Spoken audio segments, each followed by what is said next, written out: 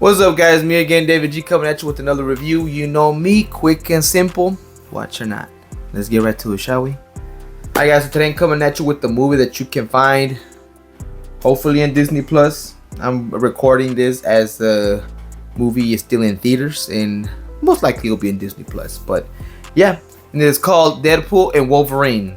Deadpool and Wolverine, guys. Yes, it is 2 hours and 8 minutes long, starring Ryan Reynolds, Hugh Jackman, and other characters that I just don't want to name because there's too many, but you'll know their faces. But two most important are them two. So now, the third installment of Deadpool. It is not Deadpool 3, but it's Deadpool Wolverine. They have made that clear. As we see in the trailer, Wade has retired from being a mercenary for being Deadpool. He has just cut that back and just wanted a normal life. And it was a time when it's his birthday. He is enjoying his time with friends, with his loved one. Until, of course, TVA show up. If you don't know the TVA, they're little soldiers, time soldiers from Loki. If you haven't seen Loki season 1 and 2, I feel like you should see it so this can make a bit more sense. It's not a bad show, so I should watch it. So the reason they are there is because they want to recruit him so they can, per se, save his universe. But it doesn't go his way. The reason that Wolverine is involved is because something happened to him in his movie called Logan, and because of that movie, his universe is now basically dying. It's not dying right away, but in a few thousand years, that timeline of his universe is just gonna die. So he doesn't want that to happen. This guy who is recruiting him is speeding up the process. And Deadpool is like, what if we just get another Wolverine to replace this one? And I guess it doesn't work that way. So the guy wants to delete that universe. Deadpool denies it. So he leaves, and he tries to, of course, find a way to save his universe. So that's what this story is about. Him and Wolverine. Even though they kind of argue and fight throughout that process of going, they kind of find mutual ground so they can work together, get out of the void they are trapped in, and find this guy so they cannot basically destroy that universe. Which is not bad, you know? Deadpool here shows there was just a lot of cameos in this, guys. A lot of universes that Deadpool goes. It was funny, it was hilarious. I basically just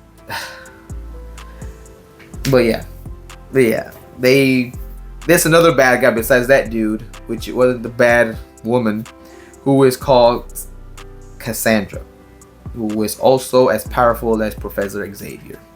I don't know much about her, but just in the comics, she's basically the twin sister of Xavier in an alternate universe. I guess she dies and she was sent to the void, something like that. It's in the comics, but they don't show that much here.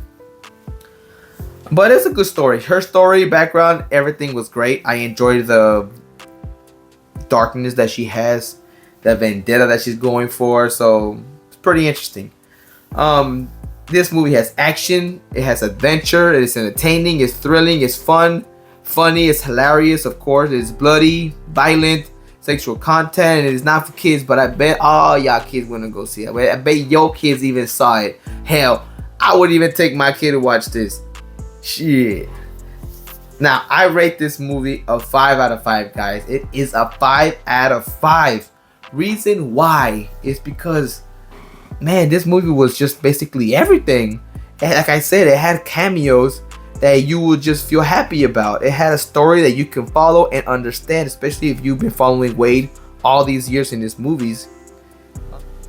And we finally get to see Wolverine in his iconic suit, which we never in this 20-year run that we get to see. We got to see a little suit of it, but not him wearing it. But this was just the cherry on top, guys. Marvel Studios has done it again. They have basically, they've always had me, but you know, sometimes Marvel Studios movies doesn't go as well. But this one was bomb. it has now reached 1.2 or 1.3 billion in the box office. It is the #1 rated movie of all time. All time. Hopefully they stay on top of that record, because they deserve it. This movie deserves it. Ryan Reynolds, Hugh Jackman, even though he said he was going to retire, but he keeps coming back, and he will keep coming back. Now, interesting fact about this movie, guys. Now, Hugh Jackman was basically done after Logan. He said he was going to put the claws down. He was going to just retire. And he did. We all believed in it. Of course, he did too. Until, of course, Marvel Studios bought Fox. They now have the rights for X-Men, and they wanted to use Deadpool in this MCU universe. So Kevin Feige did not want to use Wolverine in this third installment of Deadpool, because he didn't want to ruin Logan. But after Hugh Jackman agreed to do it, when Ryan Reynolds called him and said, would you want to do a Wolverine and Deadpool movie together, he said yes. Kevin Feige said, yeah, let's do it. Let's start writing. Let's get you the comic book accurate suit, and let's just make it a good time and a great movie, and let's get the movie that we deserve. And we did, guys. We especially did.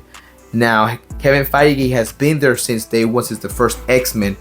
And basically, the ending of this movie gave tribute to all of the X-Men Fox universe, of all the X-Men, Fantastic Four. I'm pretty sure I'm missing something else. What am I missing? Elektra, Daredevil, Blade. You know, all those beginner Marvel era. Those, we were giving tribute to those. They were saying goodbye to them, and it was pretty nice. So basically, it's an end of an era, but it's starting a new one. So it was pretty nice, guys. It was pretty nice. But that is it, guys. That is it. Deadpool and Wolverine, 5 out of 5. Have you seen it? Have you not? Let me know. Comment below, and I'll see you guys on my next review. Peace.